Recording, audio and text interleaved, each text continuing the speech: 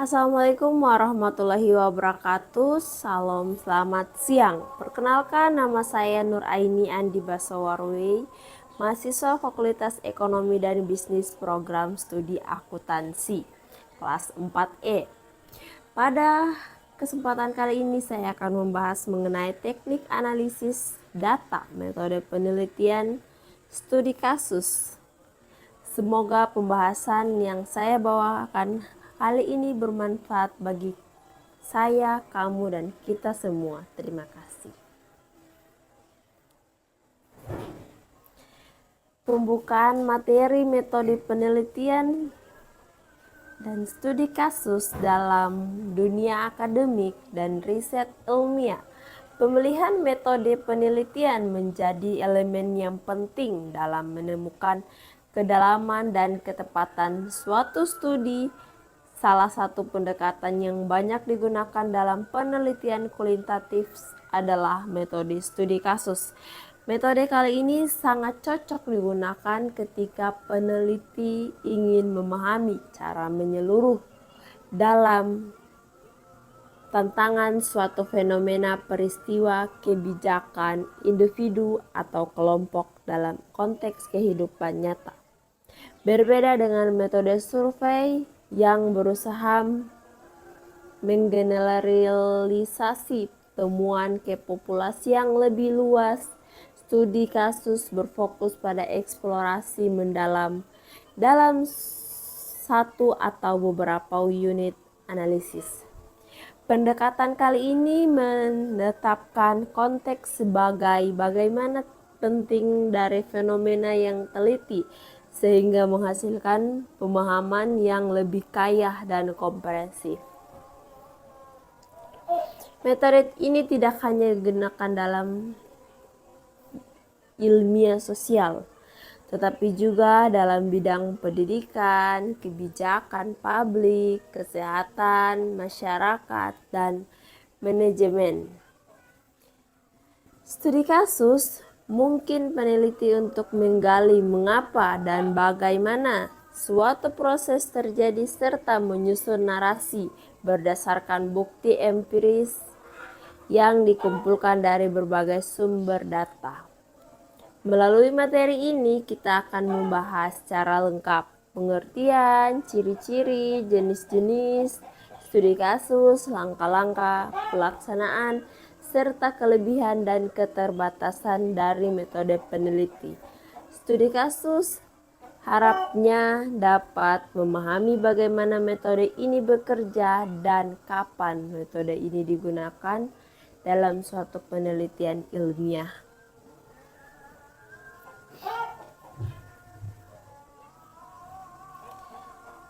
Baik, kesimpulan dari materi dan pemaparan yang saya bacakan tadi, kesimpulannya, metode studi kasus merupakan pendekatan penelitian yang berfokus kepada pendalaman terhadap suatu unit atau fenomena tertentu dalam konteks kehidupan nyata. Metode ini efektif digunakan untuk memahami kasus-kasus unik, kompleks, dan kontekstual yang tidak hanya dijelaskan dengan kata kuantitatif. Dengan manfaat berbagai teknik mengumpulkan data seperti wawancara, observasi, dan dokumentasi. Studi kasus memungkinkan peneliti memperoleh gambaran menyeluruh yang mendalam melalui objek penelitian, meskipun memiliki kelemahan seperti keterbatasan dan generalisasi dan proteksi subjektif. Kekuatan utama metode ini terletak pada kemampuan dalam mengeksplorasi makna hubungan serta dinamika sosial secara detail. Oleh karena itu, kasus ini sangat relevan digunakan dalam ilmu sosial, pendidikan, kesehatan, dan kebijakan publik, terutama ketika tujuan peneliti adalah untuk memahami proses dan konteks suatu fenomena secara menyeluruh. Baik, kita masuk ke pengertian studi kasus. Metode studi kasus adalah pendekatan penelitian kuantitatif yang mendalam, terfokus kepada satu objek tertentu, bisa berupa individu, kelompok, dan institusi peristiwa atau program-program konteks kehidupan nyata.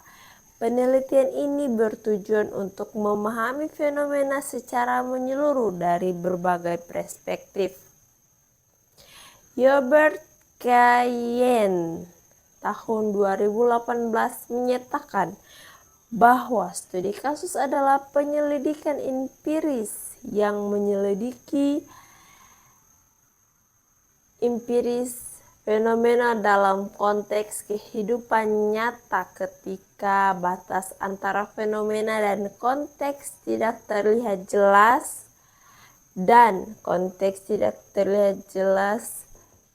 terdapat berbagai sumber bukti yang digunakan.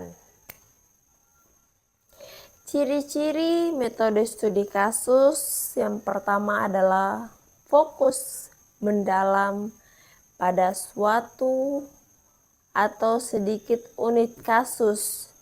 Yang kedua, menggunakan berbagai teknik pengumpulan data, observasi, wawancara, dan dokumen.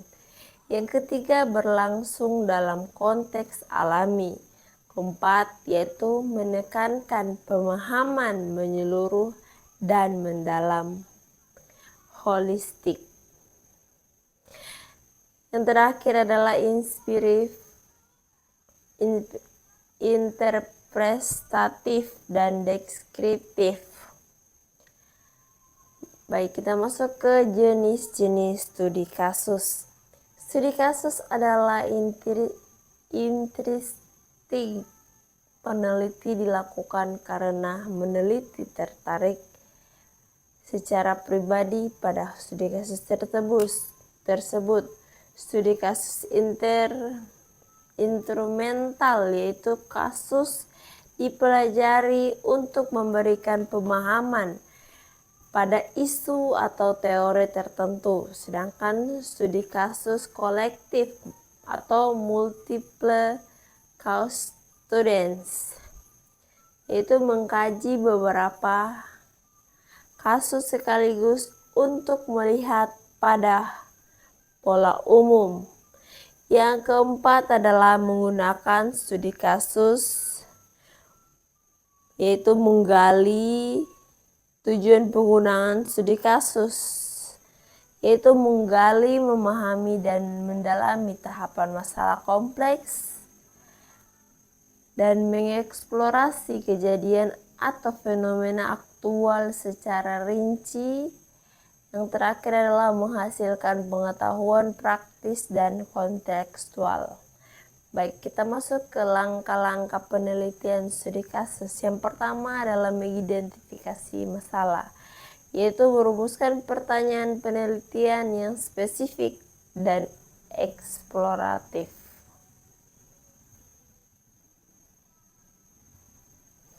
Yang kedua adalah pemilihan kasus, yaitu kasus yang dipilih berdasarkan revalensi, keterwakilan, dan potensi untuk memberikan wawasan yang mendalam. Ada juga mengumpulkan data menggunakan wawancara mendalam, observasi langsung, dokumentasi, dan arsip. Dan studi kasus literatural, itu studi literatural. Baik, ada analisis data, yaitu reduksi data, menyaring informasi penting. Display data, yaitu menyajikan data dalam bentuk narasi atau harus visual. Ada penarikan kesimpulan, yaitu menyusun interpretasi berdasarkan temuan. Ada juga penyajian Kita masuk ke penyajian hasil, yaitu disarankan dalam bentuk narasi, deskriptif, dan terstruktur, lengkap dengan interpretasi dan kutipan langsung dari inform jika ada. Kelebihan metode studi kasus yaitu mampu menggali informasi secara mendalam, kontekstual, sesuai dengan realitas sosial, cocok untuk menjawab pertanyaan mengapa dan bagaimana. Ada keterbatasan metode studi kasus, yaitu hasilnya sulit digeneralisasikan, rentan terhadap subjektif dan peneliti, membutuhkan waktu yang lama dan proses yang panjang, dan yang kita masuk ke validalitas dan rehabilitas dalam studi kasus. Untuk menjaga kualitas, yang pertama adalah regulasi data, yaitu menggunakan berbagai macam sumber data. Yang kedua adalah audit, trial, member checking, meminta responden meninjau kembali hasil wawancara. Ada peer debriefing atau diskusi hasil sesuai peneliti. Baik, kita masuk ke contoh penerapan studi kasus. Yang pertama yaitu studi kasus dalam sistem pelaporan keuangan desa. Itu penelitian tentang perilaku konsumen dan satu komunitas tertentu. Ada evaluasi kinerja kebijakan publik di suatu daerah.